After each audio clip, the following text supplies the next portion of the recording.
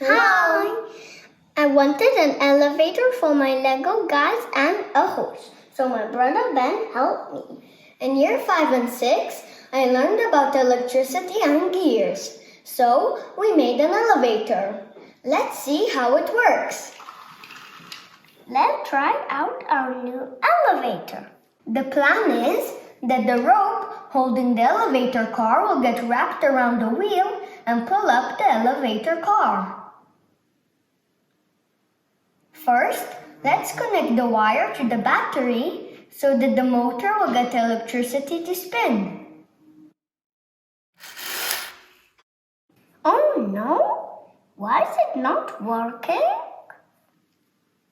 The rope is attached to a big wheel. When the motor spins one time, it pulls up a lot of the rope. This means that the motor needs a lot of energy to turn. It looks like it doesn't have enough of it. Let's try using a smaller wheel. We can spin the rope directly around the axis. The motor will need less energy because with each turn it will pull up less rope. It will be able to carry more weight, but it will go up slowly. Let's see what happens. It works. The horse is rising slowly. Through this experiment, we can understand how gears work.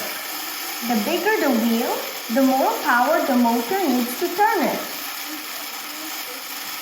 By using a smaller wheel, we create a bigger force that can lift heavier things or drive a car uphill.